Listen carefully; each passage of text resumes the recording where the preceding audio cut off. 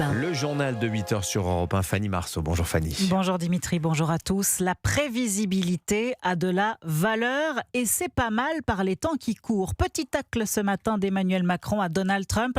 En déplacement au Japon, le président de la République a souligné, sans le nommer, le comportement imprévisible de son homologue américain Donald Trump.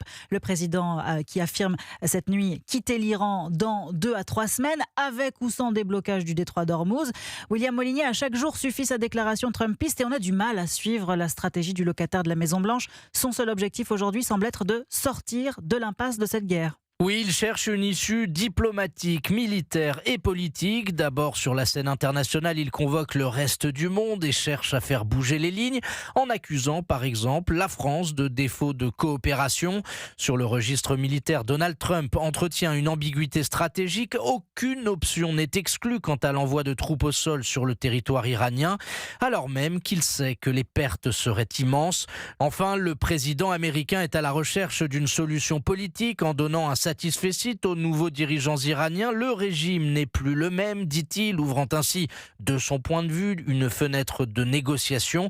Mais Téhéran ne l'entend pas de cette oreille. Le conflit cessera quand les Iraniens l'auront décidé. Sous la pression des déçus de son propre camp, Donald Trump entend trouver une porte de sortie à ce conflit qui devait initialement durer de 4 à 6 semaines. Or, l'échéance se rapproche désormais à grands pas. William Molinier, spécialiste défense d'Europe 1. Donald Trump doit s'exprimer ce soir, allocution officielle pour donner des nouvelles informations importantes sur l'Iran, dit la Maison-Blanche. Et le regret de ces déclarations contradictoires, Donald Trump donne l'impression d'être déconnecté de la réalité du terrain. Les États-Unis ne sont pas, comme Israël, au plus près de leur ennemi. Ils ne mènent pas non plus plusieurs fronts à la fois, ni ne sont menacés de destruction par l'Iran et ses alliés. Bonjour Jean-Charles Banoun. Bonjour à tous. Correspondant d'Europe 1 en Israël, Tsahal, qui revendique ce matin une vague de frappes de grande ampleur sur Téhéran, a également intercepté plusieurs missiles ces dernières heures. Oui, une nouvelle salve de missiles iraniens a touché le centre du pays ce matin et notamment la région de Tel Aviv. Plusieurs impacts détectés notamment sur un immeuble dans la ville orthodoxe et très peuplée de Bnei Brak. 3 blessés au moins à l'intérieur, dont un enfant de 10 ans dans un état jugé sérieux. Il y a eu également une tentative cette nuit de la part des Houthis du Yémen de viser le sud d'Israël. Les sirènes ont retenti dans la ville de Beersheva cette fois, mais le missile a pu être intercepté sans causer de dégâts. Alors dans le même temps, l'armée israélienne annonce avoir frappé de nouveau cette nuit plusieurs cibles militaires stratégiques à Téhéran, en Iran, ainsi qu'à Beyrouth, au Liban, où le bastion du Hezbollah a été frappé, et notamment des appartements dans plusieurs quartiers de Beyrouth, ce qui pourrait constituer des tentatives d'élimination. Cela confirme en tout cas ce qu'a résumé hier soir Benyamin Netanyahou. Nous allons continuer d'écraser le régime iranien et nous sommes là pour nous installer au sud Liban dans une zone de sécurité. Merci Jean-Charles Banoun à Tel Aviv pour Europe 1. Conséquence de cette guerre au Moyen-Orient, les prix des carburants flambent partout.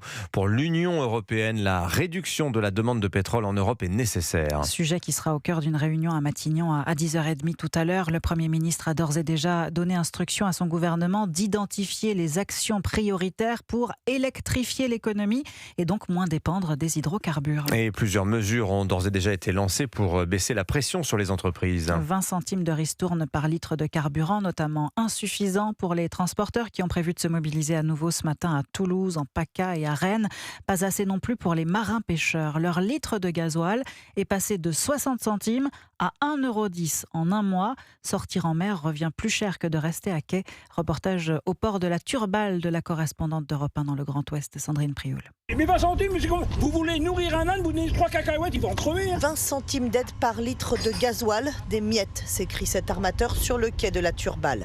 Malgré l'annonce de la ministre, lui se considère aujourd'hui en faillite, pendant qu'Anthony, son pêcheur à quai depuis des jours, calcule comment rapporter de la langoustine à moindre frais. À 60 centimes, il y en avait pour 7 000 € quand même, le plein. Là, maintenant, ça va faire un coût de 12 000. En tout cas, on va bien voir avec l'aide ce que ça va donner, mais ça fait peur quand même avant le départ. Rester près des côtes, éviter les trajets peu rentables ou trop énergivores, toute une stratégie aussi pour Romain Jouan. Si moi je vois que tel jour je suis pas rentable parce que j'ai pas pêché assez et que le gasoil il est à ce prix-là, on lève le pied, on rentre, on attend que ça se passe. De toute façon, on peut pas garder les bateaux bloqués à quai, c'est pas possible. Il y a un emprunt sur ce bateau-là. Les gars, ils ont une famille à faire vivre aussi. Concrètement, par rapport à une marée normale au prix du gasoil qu'il était il y a un mois et demi, ils ont perdu presque 900 € pour 15 jours de salaire. Ce patron pêcheur l'a dit à la ministre vendredi dernier, il y a urgence à empêcher la filière pêche de s'écrouler. La Turballe, Sandrine Priol, Europe 1. Vous écoutez Europe 1 matin, il est 8h06. Je vous signale la question du jour sur le site et l'appli Europe 1. Des maires RN retirent le drapeau européen du fronton de leur mairie. Qu'en pensez-vous ? Est-ce qu'ils ont raison ? Vous votez d'ores et déjà sur le site et l'appli Europe 1. On passe à l'actualité politique justement. David Lisnard claque bien à la porte des Républicains. Je quitte LR car LR n'a pas quitté ses ambiguïtés et la Macronie. Voilà ce qu'a déclaré le maire de Cannes hier soir après un entretien avec Bruno Retailleau. Le président de l'Association des maires de France plaidait comme d'autres depuis des mois pour une primaire élargie de la droite et du centre. Ce que ne souhaite pas le président des Républicains.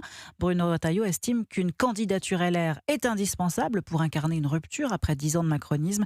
Alexandre Chauveau, l'ancien ministre de l'Intérieur, le martèle. Le seul refus des extrêmes ne suffit pas à légitimer une candidature unique. Pour le président des Républicains, le vainqueur d'une primaire de la droite et du centre ne saurait incarner la rupture radicale qu'il appelle de ses voeux et l'ancien ministre de l'Intérieur de dresser dans une tribune au Figaro la liste non exhaustive des divergences entre le bloc central et la droite, la vision de l'immigration, du rôle de l'Europe ou la place accordée au nucléaire dans la production électrique. Je ne sacrifierai pas mes convictions pour un candidat unique dont le projet ne serait que le plus petit dénominateur commun, promet le sénateur vendéen. Les appels à une primaire se multiplient pourtant au sein des Républicains. Gérard Larcher, Valérie Pécresse ou encore Jean-François Copé poussent en effet pour un rapprochement avec le centre. Mais Bruno Retailleau met en garde, ceux qui pressent la droite de se ranger derrière un candidat unique seront entraînés jusqu'aux rives de la gauche. Car si le seul objectif est de battre le RN et LFI, au nom de quoi écarter Raphaël Glucksmann ou François Hollande, s'interroge le président des Républicains, qui revendique un espace politique cohérent à mi-chemin entre un bloc central qu'il qualifie de synthèse molle et un RN accusé de tromper les Français par son programme économique. Alexandre Chauveau du service politique d'Europe 1. Et puis c'est l'un des temps forts du calendrier catholique, la Semaine Sainte qui mène jusqu'à Pâques. Tous les jours, Europe 1 vous fait vivre ce moment et ses traditions. Aujourd'hui, on décrypte un symbole incontournable de cette fête, l'agneau pascal. Vous en dégusterez peut-être un ce week-end.